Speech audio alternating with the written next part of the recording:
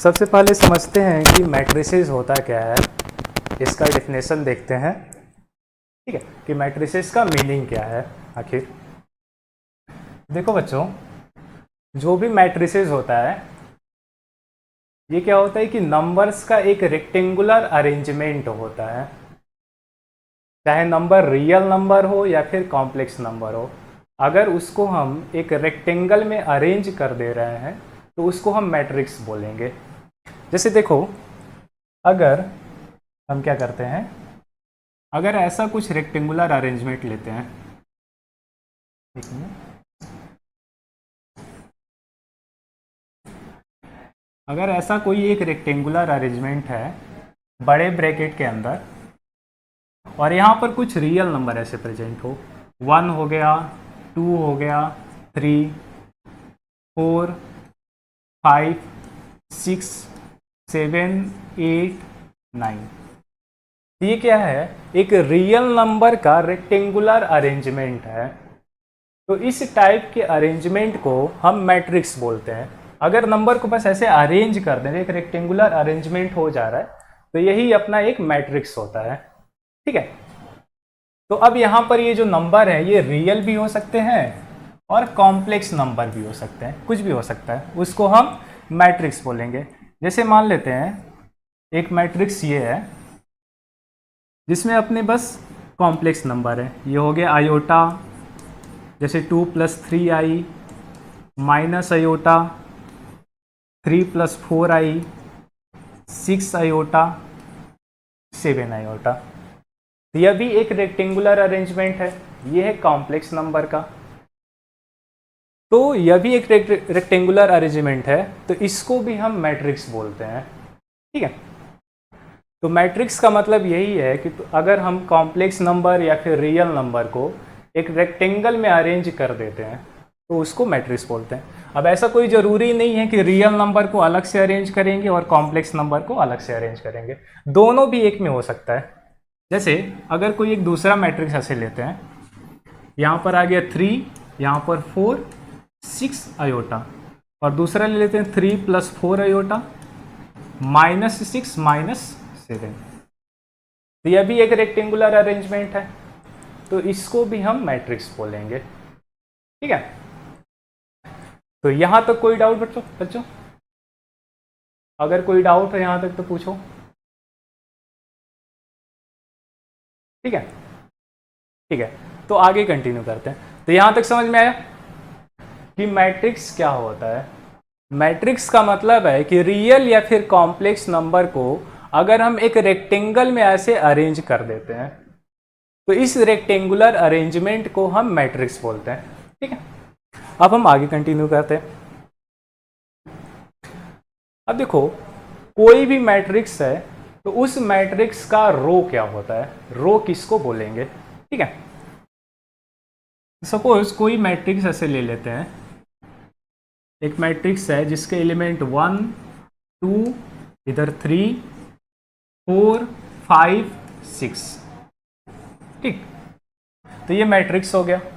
अब इस मैट्रिक्स के ये वाली जो लाइन होगी इधर, ये जो भी एलिमेंट है 1, 2, 3, तो इन एलिमेंट्स को बोलेंगे कि ये एक रो में है, ये पहली रो हो जाएगी अपनी, इस मैट्रिक्स की ये पहली रो होगी। सिमिलरली ये इस मैट्रिक्स की दूसरी रो हो जाएगी। ठीक है, तो मैट्रिक्स का रो का मतलब ऐसे हॉरिजॉन्टली जो भी ये सब बन रहा है, ये नंबर एक लाइन में 1, 2, 3, 4, 5, 6, तो ये एक रो होगा और ये दूसरा रो होगा। ठीक है, जैसे कोई दूसरा मैट्रिक्स ले लेते हैं, 1, 5, 6, 7, 8, 9, 10, 11, 12, 13, 14, 15। ठीक है, तो ये मैट्रिक्स है। तो इस मैट्रिक्स का ये वाला 1, 5, 6, 7 ये सब के सब फर्स्ट रो में होंगे। जो भी मैट्रिक्स है इस मैट्रिक्स का ये फर्स्ट रो होगा, और ये 8, 9, 10, 11 इसको बोलेंगे कि ये मैट्रिक्स के सेकेंड रो में है, मैट्रिक्स का ये सेकेंड रो होगा। सिमिलरली ये 12, 13, 14 और 15 इसको बोलेंगे कि ये मैट्रिक्स का थर्ड रो है। ठीक है। तो किसी भी मैट्रिक्स का रो का मतलब है ये हॉरिजॉन्टल वाली जो लाइन है, इस लाइन के अलोंग जितने भी ये नंबर हैं ये सब के सब फर्स्ट रो में आएंगे। ये इस मैट्रिक्स का सेकेंड रो होगा और ये इस मैट्रिक्स का थर्ड रो होगा। ये हो गया फर्स्ट रो, ये सेकेंड, ये थर्ड रो। ठीक है, यहां तक कोई डाउट? यहां तक कोई डाउट किसी को? कंफर्म कर दो लो। अगर कोई डाउट नहीं है तो फिर कंटिन्यू करते हैं आगे। ठीक है, अभी बाकी लोग ज्वाइन नहीं किए हैं, जो जो ज्वाइन नहीं किया है सब लोग जल्दी से आ जाएं। ठीक है बच्चों, तो अब आगे देखो, यहां तक कोई डाउट नहीं है तो फिर आगे देखते हैं कि मैट्रिक्स का कॉलम क्या होता है। कोई भी मैट्रिक्स है उसका कॉलम क्या होगा। ठीक है, तो ये मैट्रिक्स है, मतलब यहाँ पर A B C D E F और G H I, ये एक मैट्रिक्स है। तो इस मैट्रिक्स में ये वर्टिकली जो एलिमेंट है ऐसे ये सब बोले जाएंगे कि ये एक कॉलम में है, ये दूसरा कॉलम हो गया, ये मैट्रिक्स का तीसरा कॉलम हो जाएगा। तो ऐसे वर्टिकल डायरेक्शन में अगर आ रहे हैं तो ये सब कॉलम हो जाता है। तो ये मैट्रिक्स का फर्स्ट कॉलम होगा, इसको बोलेंगे कि ये मैट्रिक्स का फर्स्ट कॉलम है। ठीक है, ये हो जाएगा मैट्रिक्स का सेकेंड कॉलम और ये होगा मैट्रिक्स का थर्ड कॉलम। ठीक, यहां तो कोई डाउट दिखाई दे रहा है अच्छे से? ठीक है,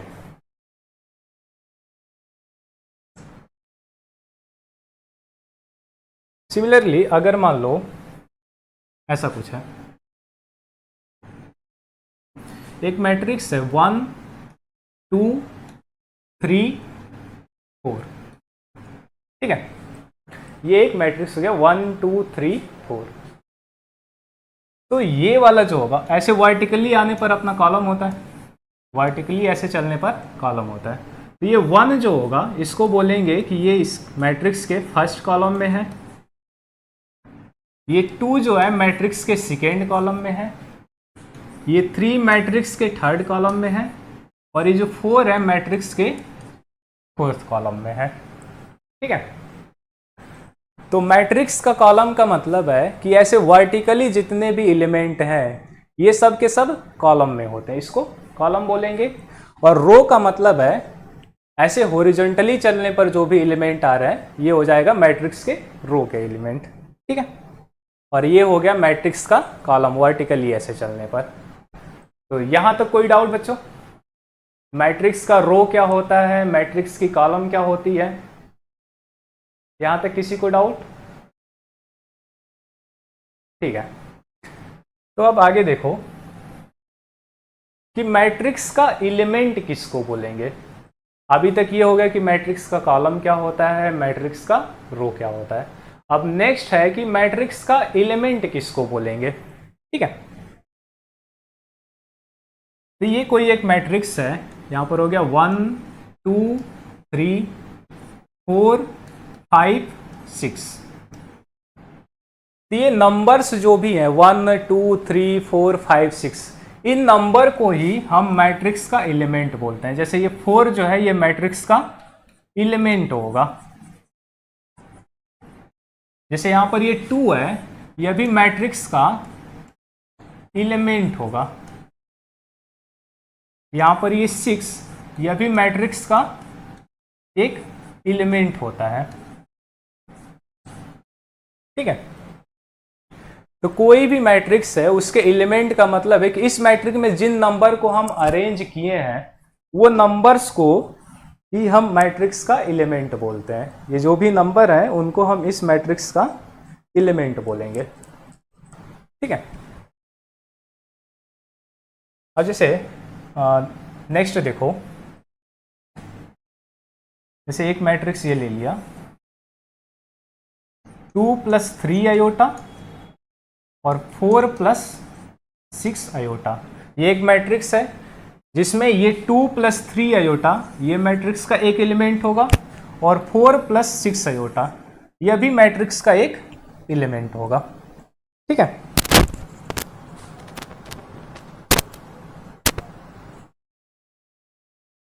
तो मैट्रिक्स का एलिमेंट किसको बोलेंगे? यहां तक कोई डाउट कि मैट्रिक्स का एलिमेंट क्या होता है?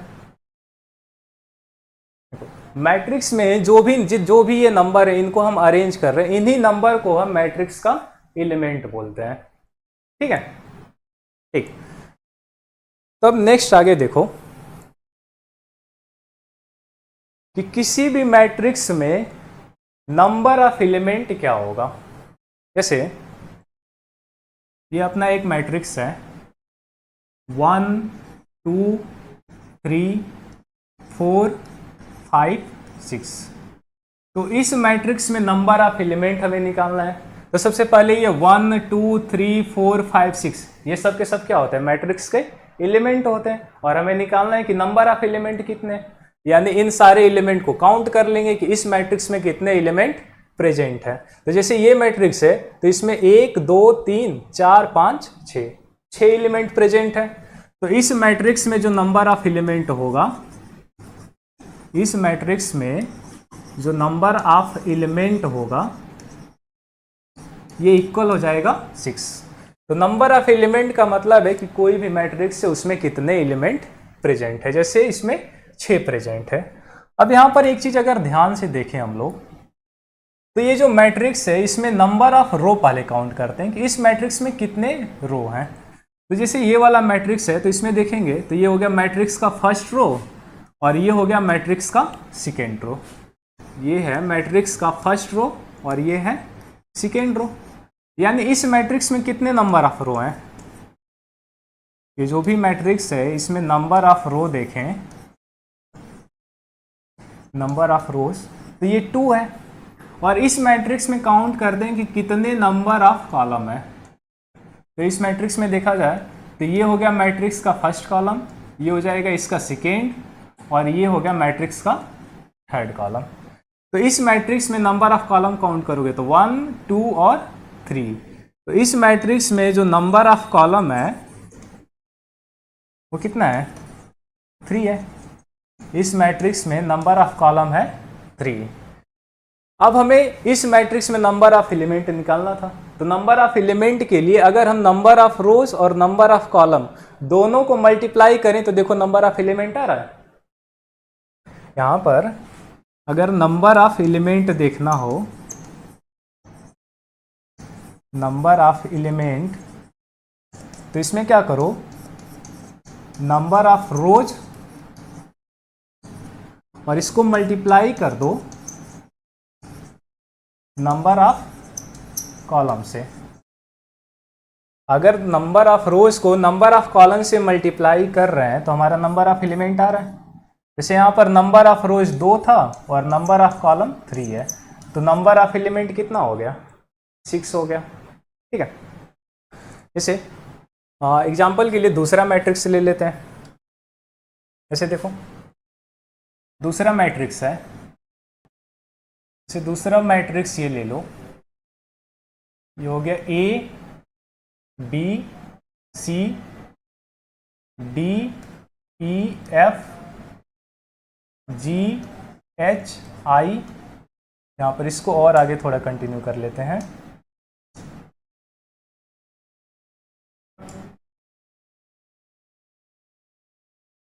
यहाँ पर J K L M N N, यहाँ पर 1 2 3 4 5 6 7 8 9 10। ठीक है, तो ये जो मैट्रिक्स है इसमें हमें काउंट करना है कि नंबर ऑफ एलिमेंट कितना होगा। तो अब ऐसा तो करेंगे नहीं कि ऐसे काउंट करेंगे 1 2 3 4, ऐसे तो काउंट करेंगे नहीं, ऐसे बहुत ज़्यादा टाइम कंज्यूमिंग हो जाएगा। तो अगर हमें नंबर ऑफ एलिमेंट निकालना है तो क्या करेंगे? सबसे पहले काउंट करेंगे कि इस मैट्रिक्स में कितने नंबर ऑफ रो है। तो इस मैट्रिक्स में नंबर ऑफ रो काउंट करो, ये फर्स्ट रो, ये सेकेंड रो, ये हो जाएगा थर्ड, ये फोर्थ और ये 5। यानी इस मैट्रिक्स में टोटल 5 रो है, इस मैट्रिक्स में टोटल 5 रो है। अब काउंट करो कि इस मैट्रिक्स में टोटल नंबर ऑफ कॉलम कितना है। तो इस मैट्रिक्स का ये फर्स्ट कॉलम हो गया, ये सेकेंड कॉलम, ये थर्ड कॉलम, ये फोर्थ और ये फिफ्थ। यानी इस मैट्रिक्स में जो नंबर ऑफ कॉलम है वो अभी कितना है, 5 है। इस मैट्रिक्स में 5 नंबर ऑफ कॉलम है। अब हमें क्या करना है कि इस मैट्रिक्स का नंबर ऑफ एलिमेंट फाइंड करना है कि कितने एलिमेंट हैं इसमें। तो इसका जो नंबर ऑफ एलिमेंट होगा ये इक्वल हो जाएगा नंबर ऑफ रो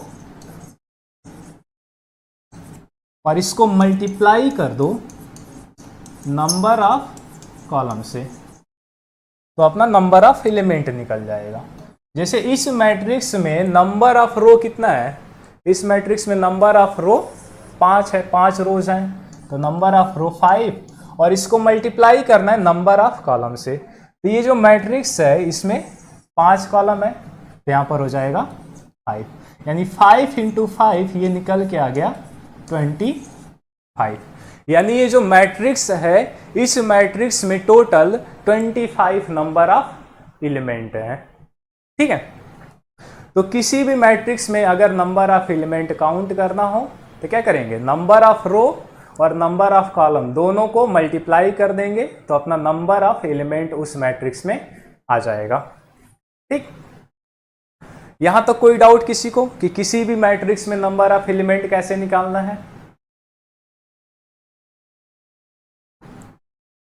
यहां तक कोई डाउट हो किसी को तो चैट में लिखो।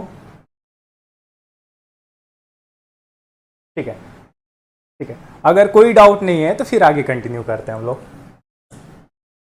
ठीक, अगर किसी को किसी भी पॉइंट किसी भी स्टेप पर अगर कोई भी डाउट हो तो तुरंत तुम लोग इस चैट में लिख दिया करो। ठीक है, तो हम डाउट क्लियर कर लेंगे अपना। ठीक, अब नेक्स्ट देखो कि कोई भी मैट्रिक्स है उस मैट्रिक्स का ऑर्डर क्या होगा, किसी भी मैट्रिक्स का ऑर्डर क्या होता है, और इसको ध्यान से देखना ये जरूरी है। तो देखो मान लो कोई एक मैट्रिक्स ले लिया 1 2 3 4, यहां पर हो गया 5 6 7 8। ठीक है, ये एक मैट्रिक्स है और इस मैट्रिक्स का हमें ऑर्डर निकालना है। तो जब भी मैट्रिक्स का ऑर्डर निकालना हो तो सबसे पहले क्या करेंगे, इसमें काउंट करेंगे कि इस मैट्रिक्स में नंबर ऑफ रो कितना है। तो जैसे इस मैट्रिक्स का ये हो गया फर्स्ट रो और ये हो गया सेकेंड रो, यानी इस मैट्रिक्स में टोटल 2 रो हैं, जो नंबर ऑफ रो है इसमें 2 है। अब फिर उसके बाद काउंट करो कि इस मैट्रिक्स में कितने नंबर ऑफ कॉलम है। तो ये हो गया मैट्रिक्स का फर्स्ट कॉलम, ये सेकेंड कॉलम, ये थर्ड कॉलम और ये हो गया फोर्थ कॉलम। यानी इस मैट्रिक्स में टोटल 4 कॉलम है। ठीक है, ये मैट्रिक्स हमें दिया गया था, इसमें नंबर ऑफ रो काउंट कर लिए तो नंबर ऑफ रो 2 आया, और इस मैट्रिक्स में नंबर ऑफ कॉलम काउंट कर लिए वो आ गया 4। अब हमें क्या करना है कि इस मैट्रिक्स का ऑर्डर लिखना है। तो इस मैट्रिक्स का जो ऑर्डर होता है, इस मैट्रिक्स का जो ऑर्डर होगा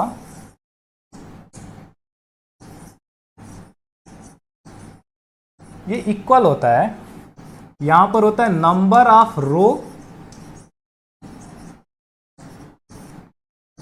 और यहां पर ऐसे क्रॉस का साइन होता है और फिर यहां पर लिखते हैं नंबर ऑफ कॉलम। ठीक है, यहां पर ये क्रॉस को मल्टीप्लाई नहीं समझना है, ये मल्टीप्लाई नहीं, बस ये लिखने का तरीका है। ठीक है, तो इस मैट्रिक्स का अगर हमें ऑर्डर लिखना होगा तो पहले लिखते हैं नंबर ऑफ रो, तो नंबर ऑफ रो 2 है और यहां पर हो जाएगा ऐसे क्रॉस, और फिर लिखना है नंबर ऑफ कॉलम। तो इस मैट्रिक्स में नंबर ऑफ कॉलम है 4। ठीक है, तो इस मैट्रिक्स का जो ऑर्डर हो जाएगा ये हो जाएगा 2 और इसको पढ़ते हैं बाई 4, इसको ऐसे रीड करते हैं 2/4।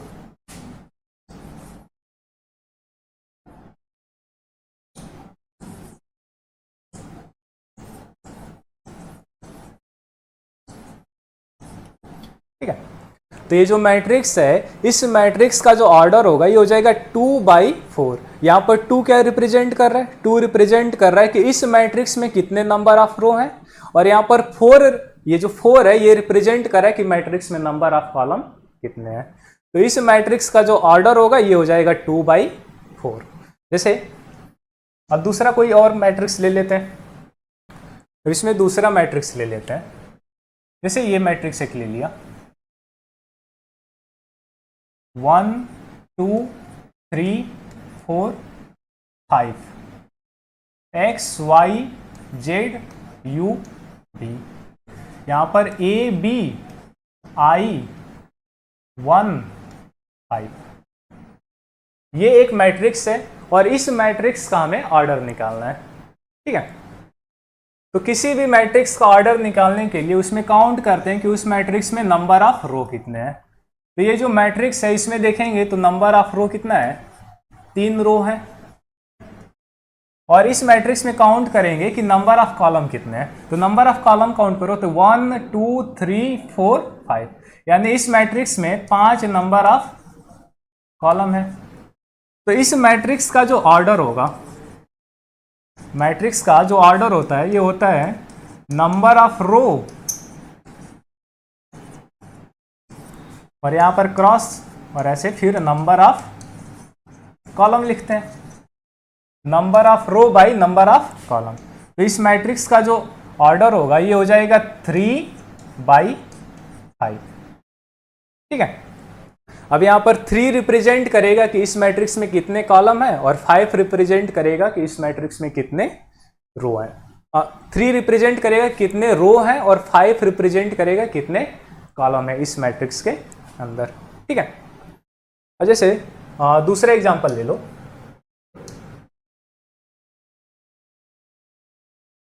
मान लो ये मैट्रिक्स है ऐसे 1 2 3 4 5। तो इस मैट्रिक्स का जल्दी से सभी लोग ऑर्डर बताएं। इस मैट्रिक्स का ऑर्डर क्या होगा? सभी लोग जल्दी से टाइप करो, चैट में लिखो।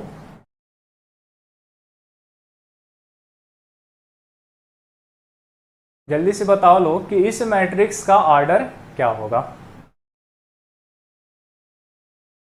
हाँ, ओम का आ गया 1/4।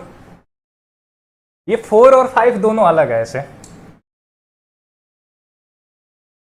यहाँ पर 4 और 5 दोनों अलग अलग है, 45 नहीं है, 4 यहाँ पर 5 अलग से है। तो इस मैट्रिक्स का ऑर्डर क्या होगा? 1/5 1/5, सबका 1/5 है, बिल्कुल सही है। इस मैट्रिक्स का अगर हमें ऑर्डर लिखना है तो नंबर ऑफ रो और नंबर ऑफ कॉलम काउंट कर लेंगे। तो इसमें देखोगे ध्यान से तो इसमें बस एक ही रो है, ये पूरा एक ही हॉरिजॉन्टल लाइन है, यानी एक ही रो होगा। और इसमें काउंट करना है कि नंबर ऑफ कॉलम कितना है। तो देखो हॉरिजॉन्टल ऐसे वर्टिकल लाइन काउंट करेंगे कितने बन सकते हैं, तो वो अपना नंबर ऑफ कॉलम रिप्रेजेंट करता है। तो यहाँ पर देखो 1 2 3 4 5, यानी इसमें टोटल 5 कॉलम है, और रो कितना है? 1 रो है। तो इस मैट्रिक्स का जो ऑर्डर हो जाएगा, इस मैट्रिक्स का जो ऑर्डर होगा ये हो जाएगा 1/5। ठीक है, तो 1/5 सभी का सही है। ठीक, अब मान लो दूसरा ऐसे,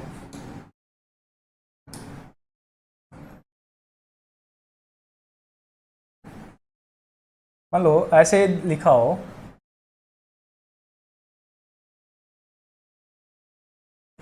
कि ऑर्डर ऑफ अ मैट्रिक्स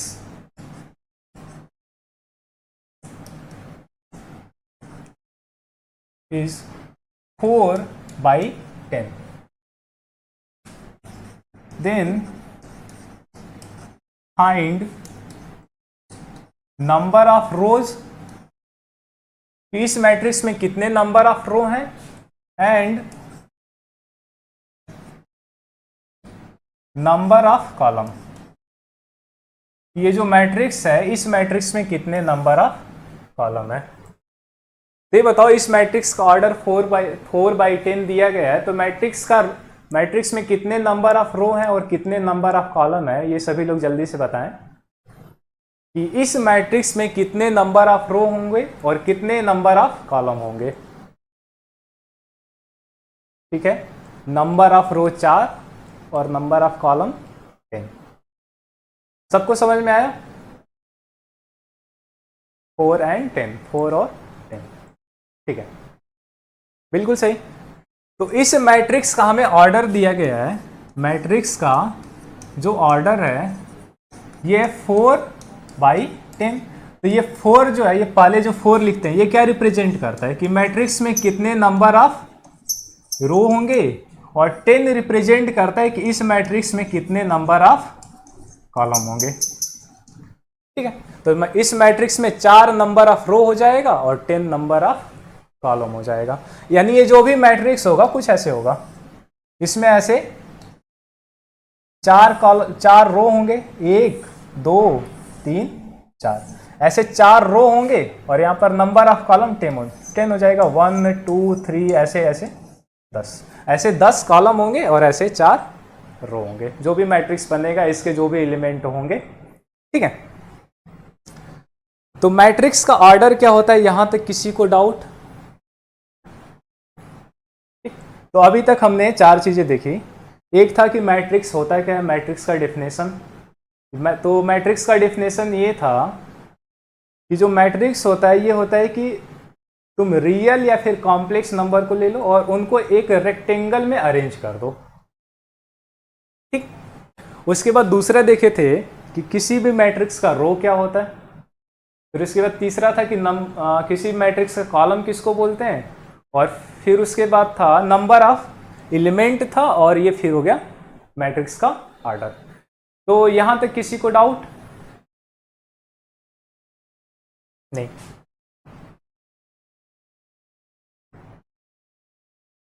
ठीक है, अगर यहां तक किसी को कोई डाउट नहीं है तो ये वाला क्वेश्चन करो। क्वेश्चन दिया हो कि अगर एक मैट्रिक्स में 8 एलिमेंट हैं तो उस मैट्रिक्स का पॉसिबल ऑर्डर क्या क्या हो सकता है। अगर एक मैट्रिक्स में 8 नंबर ऑफ एलिमेंट हैं तो उस मैट्रिक्स का पॉसिबल ऑर्डर क्या क्या हो सकता है। ठीक है, ये 2x4 और 4x2 ये तो सही है, और इसमें 1-2 चीजें और छूट जा रही हैं। 2 मैट्रिक्स और बनेगा। हाँ देखो, पृथ्वीराज बताया 1x8, और एक और हो सकता है 8x1। 2x4 और 4x2 तो है ही, और 1x8, एक होगा 8x1 भी होगा। देखो, कोई भी मैट्रिक्स है तो उस मैट्रिक्स का जो नंबर ऑफ एलिमेंट होता है ये 8 दिया हुआ है, और नंबर ऑफ एलिमेंट क्या होता है? नंबर ऑफ एलिमेंट ये इक्वल होता है नंबर ऑफ रोज, और इसको अगर हम नंबर ऑफ कॉलम से मल्टीप्लाई कर देते हैं, नंबर ऑफ कॉलम। कोई भी मैट्रिक्स है उसमें जो नंबर ऑफ एलिमेंट होता है ये होता है number of rose multiplied by number of column. और मैट्रिक्स का जो ऑर्डर होता है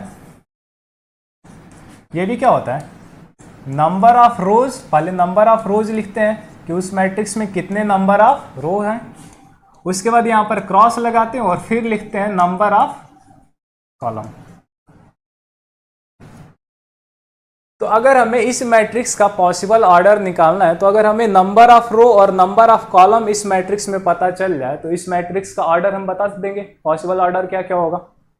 ठीक है, और नंबर ऑफ रो और नंबर ऑफ कॉलम निकालने के लिए ये जो नंबर ऑफ एलिमेंट वाला ये फॉर्मूला, इसका यूज कर लेंगे। ठीक है, तो अब यहां से बताओ, नंबर ऑफ एलिमेंट निकालने के लिए, नंबर ऑफ एलिमेंट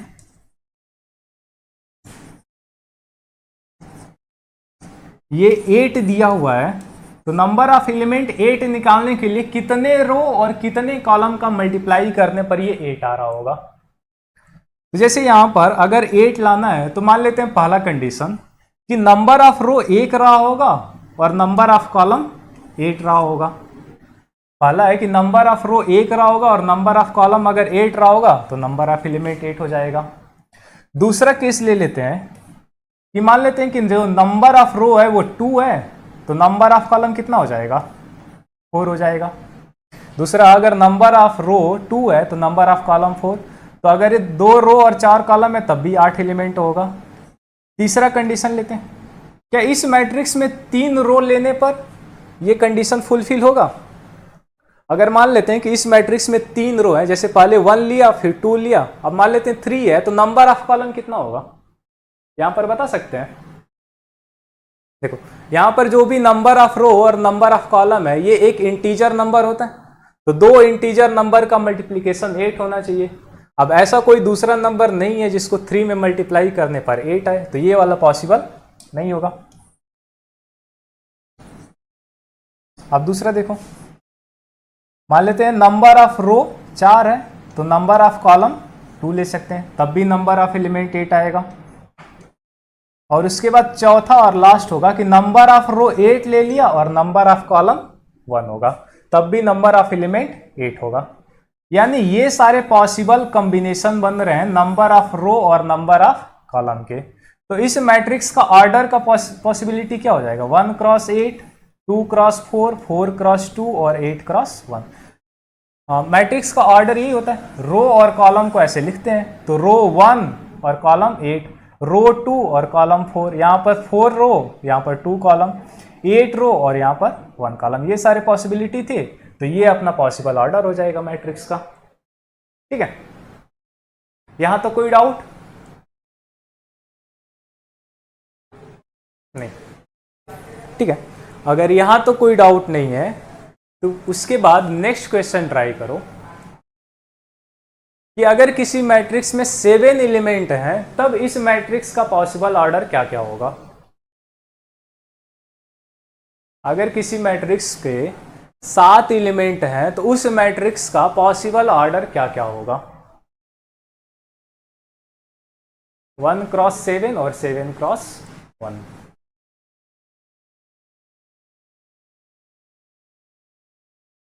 ठीक है, तो इस मैट्रिक्स का जो पॉसिबल ऑर्डर होगा, यहां पर हमें नंबर ऑफ एलिमेंट 7 दिया हुआ है, यानी हमें नंबर ऑफ एलिमेंट 7 निकालना, और ये 7 क्या होगा, नंबर ऑफ रोज, और इसको मल्टीप्लाई करते हैं नंबर ऑफ कॉलम से, तब नंबर ऑफ एलिमेंट 7 आएगा। तो यहां पर अब क्या क्या पॉसिबिलिटी हो सकती है, नंबर ऑफ रोज 1 ले लिया तो नंबर ऑफ कॉलम 7 लेना पड़ेगा। दूसरा, अब 2 नंबर का मल्टीप्लिकेशन करने पर 7 आना चाहिए, तो यही पॉसिबिलिटी है, 1 7 और 7 और 1। तो ये हो जाएगा अपना मैट्रिक्स का पॉसिबल ऑर्डर, ये हो जाएगा मैट्रिक्स का पॉसिबल ऑर्डर। अगर मैट्रिक्स में 7 नंबर ऑफ एलिमेंट हैं तो उस मैट्रिक्स का जो पॉसिबल ऑर्डर होगा 1/7 और 7/1 होगा। ठीक है, तो यहां तक कोई डाउट?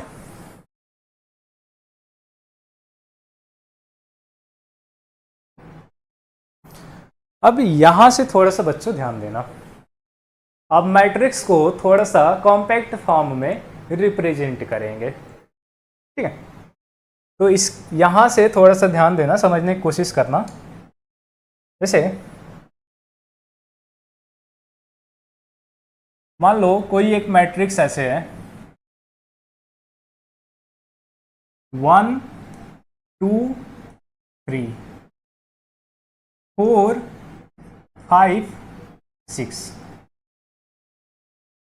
अगर मैं तुमसे पूछूं कि इस मैट्रिक्स का एलिमेंट बताओ, मैट्रिक्स का element which present in first row and second column. जैसे मान लो अगर मैं ये मैट्रिक्स दे दिया और इस मैट्रिक्स में पूछ रहा हूं कि वो एलिमेंट बताओ जो फर्स्ट रो और सेकेंड कॉलम में प्रेजेंट हो, तो वो एलिमेंट क्या होगा। तो जैसे हमें ये मैट्रिक्स दिया था और इसमें हमें फाइंड करना था कि वो एलिमेंट बताओ जो फर्स्ट रो और सेकेंड कॉलम में प्रेजेंट है। तो हमें वो वाले एलिमेंट निकालना है जो कि फर्स्ट रो में प्रेजेंट है, यानी फर्स्ट रो ये हो जाएगा, इस रो में वो प्रेजेंट होगा। और कौन सा कॉलम? सेकेंड वाला कॉलम। तो सेकेंड वाला कॉलम इसमें प्रेजेंट होगा। तो फर्स्ट रो हो गया ये और सेकेंड कॉलम ये, यानी ये जो 2 होगा ये क्या होगा? फर्स्ट रो और सेकेंड कॉलम में प्रेजेंट हो जाएगा। तो इस क्वेश्चन का जो आंसर होगा वो आंसर क्या हो जाएगा? 2।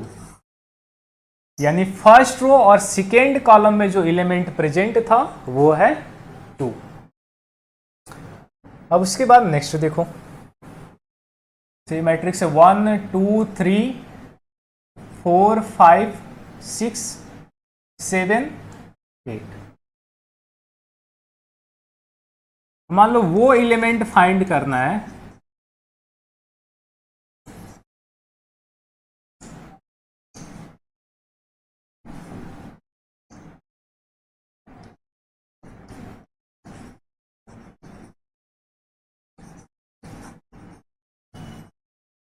जो कि प्रेजेंट हो in second row and third column. वो एलिमेंट फाइंड करो जो कि सेकेंड रो और थर्ड कॉलम में प्रेजेंट है। ये हो जाएगा 6। सेकेंड रो यानी ये हो गया और थर्ड कॉलम यानी ये। तो थर्ड कॉलम ये और सेकेंड रो ये, यानी 6 आ जाएगा। ठीक है, तो इसका आंसर हो जाएगा 6। अब ये वो एलिमेंट जो सेकेंड रो और थर्ड कॉलम में प्रेजेंट हो, हम इसको ऐसे भी रिप्रेजेंट करते हैं, ए और यहां पर 2 3। वो एलिमेंट जो सेकेंड कॉलम और सेकेंड रो और थर्ड कॉलम में प्रेजेंट हो, ये हो जाएगा 6। अगर ऐसे पूछा जाए कि ए 2 3 बताओ, तो इसका मतलब है कि वो एलिमेंट बताओ जो सेकेंड रो और थर्ड कॉलम में प्रेजेंट है, ये क्या हो जाएगा? 6 हो जाएगा। सिमिलरली अगर मैं तुमसे A11 का वैल्यू पूछूं, A21 का वैल्यू, A24 का वैल्यू, तो ये तीनों वैल्यू बताओ क्या होगा? ठीक है, तो A11 हमें फाइंड करना, A11 यानी वो एलिमेंट फाइंड करना जो फर्स्ट रो और फर्स्ट कॉलम में प्रेजेंट है। वो एलिमेंट फाइंड करना है जो कि फर्स्ट रो और फर्स्ट कॉलम में प्रेजेंट है। तो फर्स्ट रो ये हो गया और फर्स्ट कॉलम ये हो गया। तो वो एलिमेंट जो फर्स्ट रो और फर्स्ट कॉलम में प्रेजेंट है वो क्या है? 1 है। 1 जो है फर्स्ट रो और फर्स्ट कॉलम में। दूसरा निकालना A21, यानी वो एलिमेंट फाइंड करना जो सेकेंड कॉलम और सेकेंड रो और फर्स्ट कॉलम में प्रेजेंट है। वो एलिमेंट जो सेकेंड रो और फर्स्ट कॉलम, सेकेंड रो, तो सेकेंड रो ये हो जाएगा, ये हो गया सेकेंड रो, और फर्स्ट कॉलम ये, तो सेकेंड रो और फर्स्ट कॉलम में ये हो जा रहा है 4। फिर तीसरा फाइंड करना A24, यानी A24 यानी वो एलिमेंट जो सेकेंड रो और फोर्थ कॉलम में प्रेजेंट हो। सेकेंड रो हो गया ये और फोर्थ कॉलम हो गया ये। तो जो 8 है ये सेकेंड रो और फोर्थ कॉलम में प्रेजेंट है, ये हो जाएगा 8। तो ये हो गया इन सब का आंसर। यहां तो कोई डाउट? तो अब देखो, इन जनरल अगर कोई भी मैट्रिक्स लिखना हो तो इस मैट्रिक्स का अगर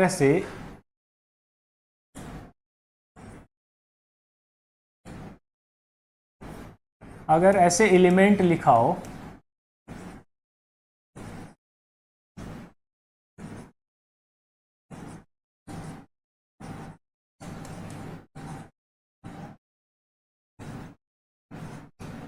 ठीक है, एक मैट्रिक्स है जिसका एलिमेंट लिखा हो A-I-J, तो ये A-I-J का मतलब क्या होगा?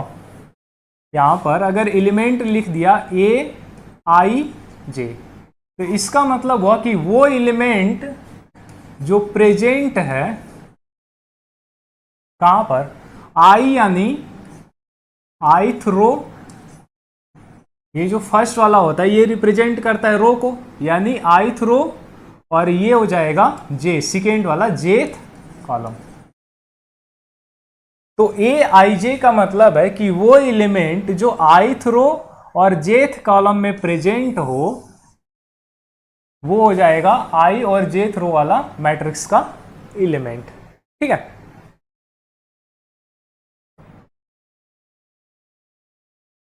अब नेक्स्ट देखो, ये हो गया मैट्रिक्स का जनरल एलिमेंट लिखना हो तो ए आई जे से ऐसे लिख देंगे, और मैट्रिक्स को अगर जनरल फॉर्म में रिप्रेजेंट करना हो तो इसको ऐसे रिप्रेजेंट करेंगे। देखो मान लो एक मैट्रिक्स है,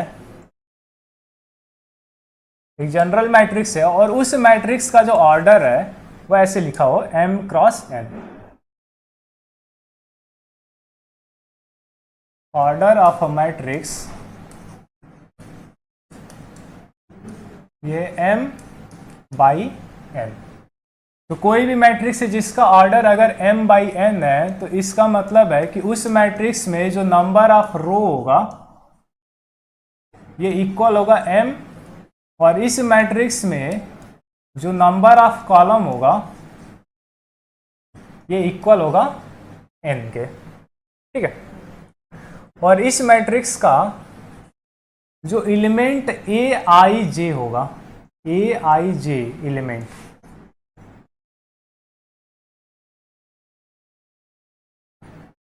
ये ए आई जे एलिमेंट जो होगा ये होगा ith रो में प्रेजेंट होगा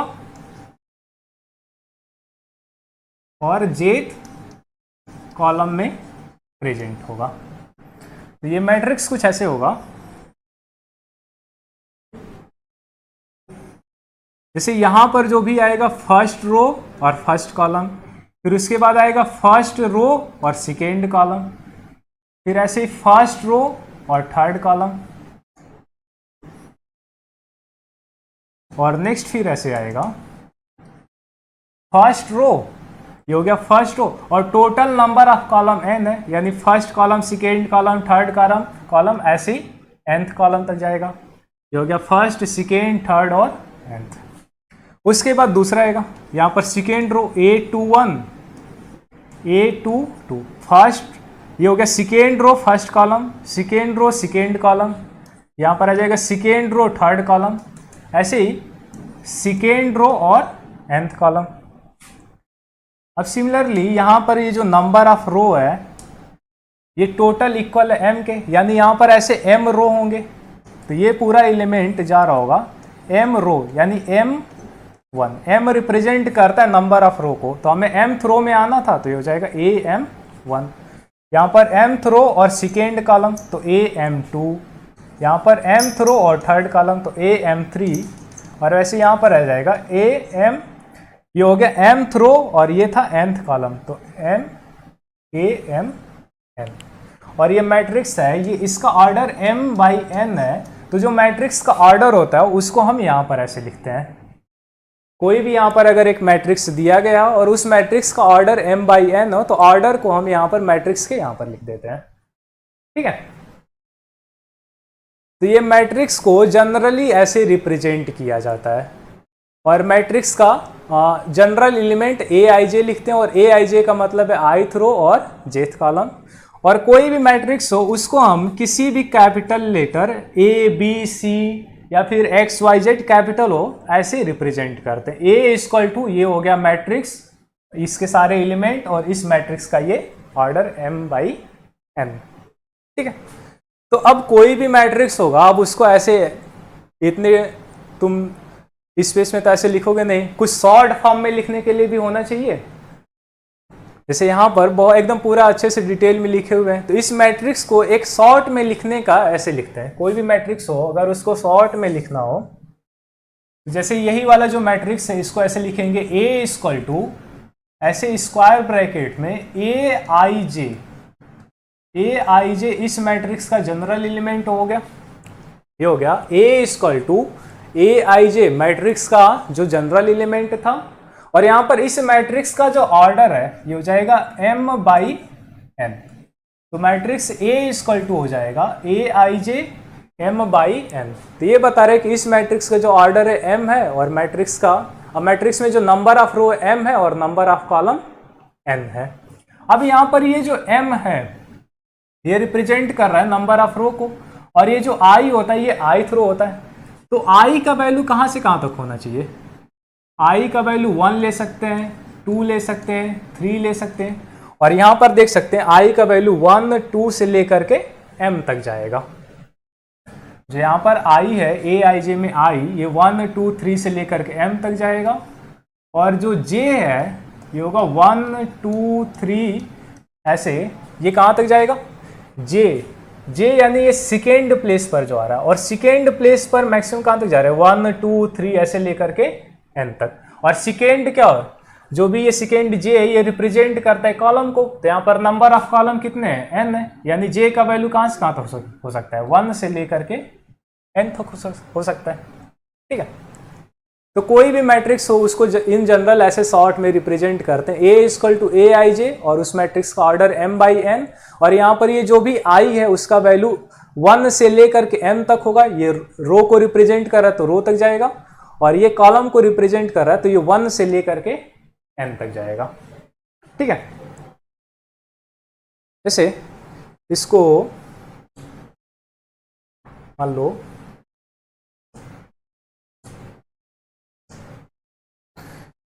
जैसे ये मैट्रिक्स दिया गया है A इक्वल टू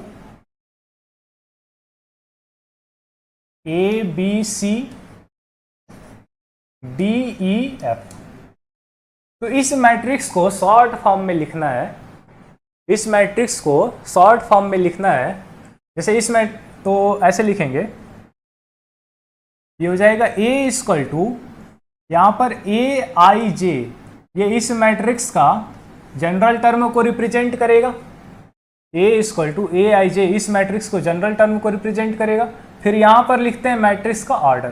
तो इस मैट्रिक्स का अगर ऑर्डर देखेंगे तो इसमें नंबर ऑफ रो 2 है, 1, 2, और नंबर ऑफ कॉलम 3 है। इस मैट्रिक्स में नंबर ऑफ रो 2 है और नंबर ऑफ कॉलम 3 है। तो इस मैट्रिक्स का जो ऑर्डर है 2/3, तो यहाँ पर हो जाएगा A इक्वल टू Aij और यहाँ पर आ जाएगा 2/3। अब यहाँ पर i का वैल्यू कहाँ से कहाँ तक होगा? i का वैल्यू होगा 1 और 2, और जो j है इसका वैल्यू हो जाएगा 1, 2 और 3, यही सब होगा। ठीक है, जैसे दूसरा एक मैट्रिक्स लेते हैं। मान लो ऐसे लिखा हुआ है, ये मैट्रिक्स A है, इसका एलिमेंट Aij है, और इस मैट्रिक्स का जो ऑर्डर है ये है 2 क्रॉस 4। अब इस मैट्रिक्स को तुम्हें डिटेल फॉर्म में लिखना है, पूरा इसको एक्सपेंड करना है। ये मैट्रिक्स शॉर्ट फॉर्म में ऐसे लिखा हुआ था, कॉम्पैक्ट फॉर्म में A equal to Aij 2 cross 4। अब इसको एक्सपेंड करके डिटेल में लिखना है। तो क्या करेंगे, जो भी मैट्रिक्स होगा हो जाएगा A इक्वल टू, यहाँ पर आएगा इस मैट्रिक्स का फर्स्ट रो और फर्स्ट कॉलम वाला एलिमेंट, तो यहाँ पर A11 1 ये हो जाएगा। यहाँ पर फर्स्ट रो यानी 1 और फर्स्ट कॉलम यानी 1। सिमिलरली यहाँ पर जाएंगे तो ये हो जाएगा फर्स्ट रो और सेकेंड कॉलम, तो A12। यहाँ पर आएंगे तो फर्स्ट रो और थर्ड कॉलम, और यहाँ पर देखेंगे तो नंबर ऑफ कॉलम कितना है? 4। तो यहाँ पर आ जाएगा 1 और फोर्थ कॉलम A14। अब सिमिलरली अब दूसरे में आएंगे तो यहाँ पर है A और सेकेंड रो में, तो यहाँ पर 2 आ जाएगा। I रिप्रेजेंट करता है रो को, तो यहाँ पर 2 और यहाँ पर 1 आ जाएगा। सिमिलरली यहाँ पर सेकेंड रो में, तो सेकेंड और कॉलम कौन सा है? सेकेंड, तो A22। फिर यहाँ पर आ जाएंगे थर्ड रो, यहाँ पर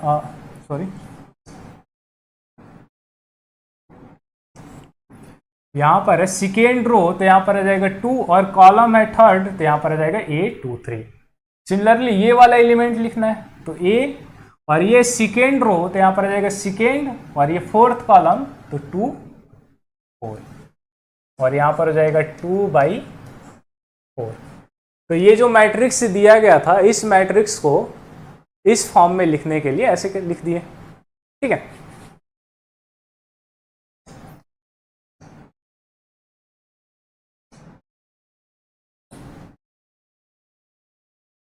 तो मैट्रिक्स को कॉम्पैक्ट फॉर्म में कैसे रिप्रेजेंट करना है, यहां तक कोई डाउट?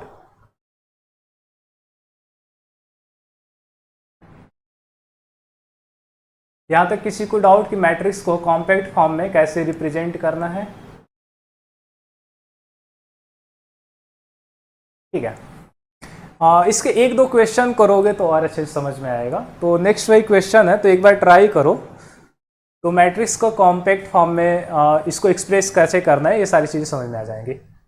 जैसे हमें क्या करना है, ये क्वेश्चन देखो, इसमें दिया हुआ कि एक मैट्रिक्स कंस्ट्रक्ट करना है जो 2/3 ऑर्डर, जो 2/3 मैट्रिक्स बनाना है, और इस मैट्रिक्स का जो एलिमेंट है वो Aij है। और ये जो Aij, इसमें पहला क्वेश्चन ये है जिसमें Aij ये दिया हुआ है i + 2j का होल स्क्वायर डिवाइडेड बाई 2। जैसे हमें एक 2/3 का मैट्रिक्स बनाना है, और ये मैट्रिक्स है A = Aij, और Aij का वैल्यू दिया हुआ है i + 2j का होल स्क्वायर डिवाइडेड बाई 2, ठीक है। तो इसको ध्यान से देखो, हमें क्या करना है, एक मैट्रिक्स A कंस्ट्रक्ट करना है जिसका ऑर्डर होना चाहिए 2/3। अब 2/3 का मतलब क्या है कि इस मैट्रिक्स में 2 रो होंगे और इस मैट्रिक्स में 3 कॉलम होंगे। इस मैट्रिक्स में 2 रो होगा और 3 कॉलम होगा। तो अब इस मैट्रिक्स का जो भी एलिमेंट होंगे कुछ इस फॉर्म में होंगे। यहां पर जो भी एलिमेंट आएगा वो फर्स्ट रो और फर्स्ट कॉलम में होगा। यानी यहां पर फर्स्ट रो यानी i का वैल्यू 1 हो जाएगा,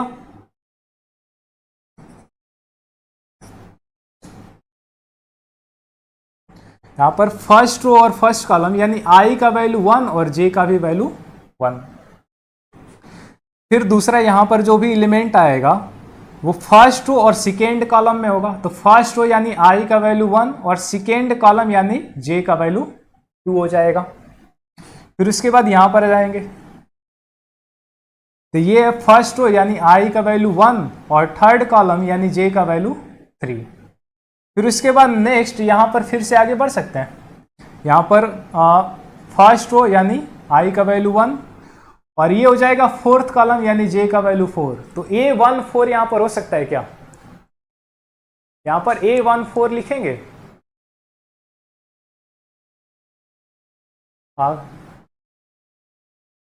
यहां पर देखो हमें नंबर ऑफ कॉलम 3 लिखना था, लेकिन अगर A14 लिखते हैं तो ये 4 कॉलम हो जाएंगे, तो ये वाला वैलिड नहीं है।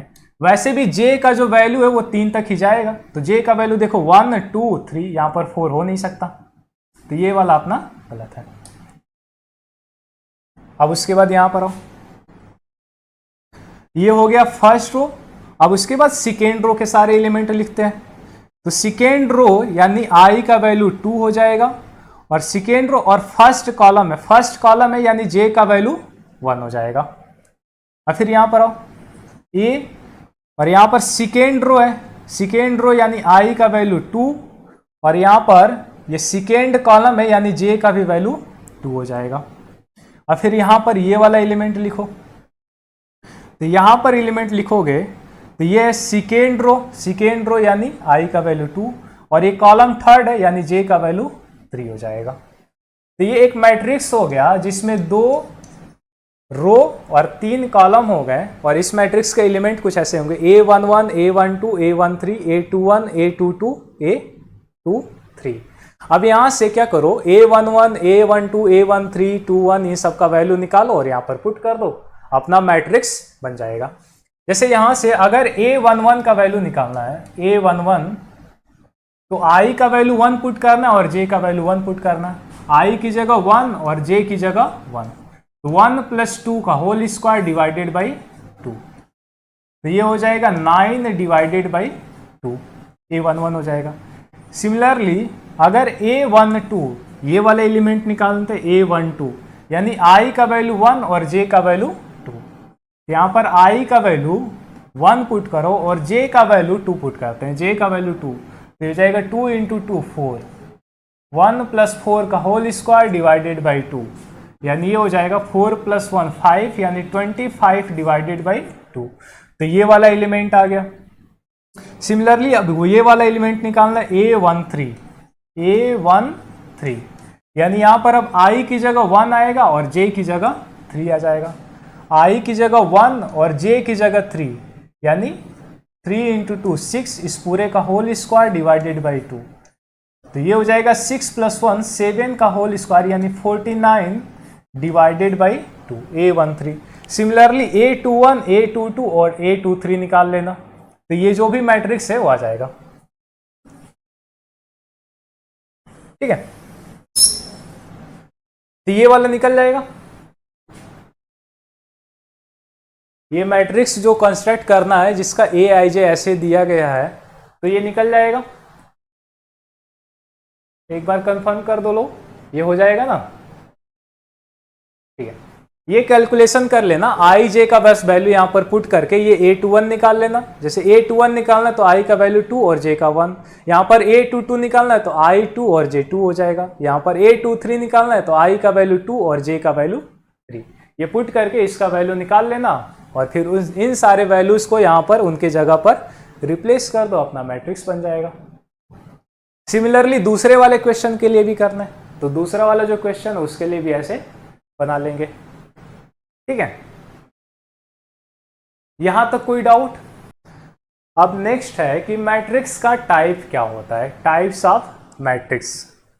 ये थोड़ा सा जो कॉम्पैक्ट वाला था ये थोड़ा डिफिकल्ट लगा होगा, लेकिन बाकी की जो चीजें हैं वो बहुत आसान है, बहुत ईजी है। ठीक है, ये लगेगा कि हम लोग याद कर रहे हैं, ऐसे है। तो जैसे देखो टाइप्स ऑफ मैट्रिक्स में पहला जो टाइप है मैट्रिक्स का, जो पहला टाइप है वो है रो मैट्रिक्स। तो रो मैट्रिक्स यहां से देख करके समझ में आ रहा होगा कि ऐसा मैट्रिक्स जिसमें एक रो, मतलब रो बस एक रो। देखो रो मैट्रिक्स वो मैट्रिक्स होगा जिसमें जो नंबर ऑफ रो है, नंबर ऑफ रो ये इक्वल है 1 के, बस एक ही रो हो तो उस मैट्रिक्स को रो मैट्रिक्स बोलेंगे। अब कॉलम कितने भी हो सकते हैं, कॉलम तुम्हारा 1 हो, 2 हो, 4 हो, 5 हो, कितने भी हो, इनफाइनाइट नंबर ऑफ कॉलम है, लेकिन नंबर ऑफ रो एक होना चाहिए। तो उस टाइप के मैट्रिक्स को हम रो मैट्रिक्स बोलेंगे। जैसे मान लो ये एक एग्जांपल ले लिया, A इक्वल टू 1 2 3 4। तो इस मैट्रिक्स में अगर तुम ध्यान से देखो तो इस मैट्रिक्स में बस एक ही रो है, तो ये जो मैट्रिक्स होगा इसको हम रो मैट्रिक्स बोलेंगे। जैसे दूसरा मैट्रिक्स ले लो, B equal to 1 2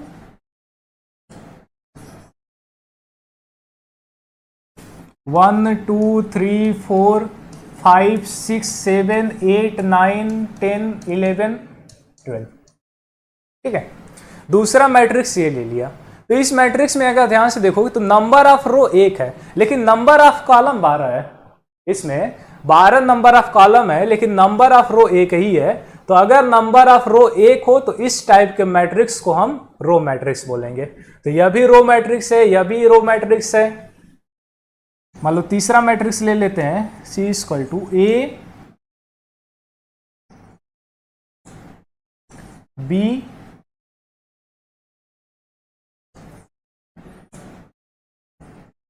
C D E। तो यह भी एक रो मैट्रिक्स होगा। ठीक है, तो एक ऐसा मैट्रिक्स जिसमें नंबर ऑफ रो एक हो तो उस मैट्रिक्स को हम रो मैट्रिक्स बोलेंगे। यहां तक कोई डाउट कि रो मैट्रिक्स किसको बोलते हैं? ठीक है, तो मान लो रो मैट्रिक्स को जनरली कैसे रिप्रेजेंट करेंगे। तो एक मैट्रिक्स A है, ये होगा, या फिर सबसे पहले देखो इस जो रो मैट्रिक्स होगा उस मैट्रिक्स का जो ऑर्डर होगा वो किस फॉर्म में होगा, इधर देख लो।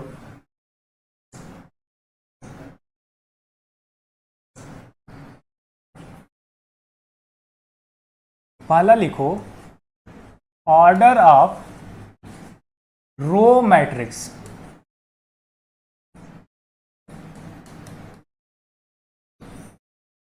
ठीक है, तो हमें पता है कि जो रो मैट्रिक्स होता है उस मैट्रिक्स में जो नंबर ऑफ रो होता है, मैट्रिक्स में जो नंबर ऑफ रो होता है ये इक्वल होता है 1 के, और मैट्रिक्स में जो नंबर ऑफ कॉलम होता है, रो मैट्रिक्स में जो नंबर ऑफ कॉलम होता है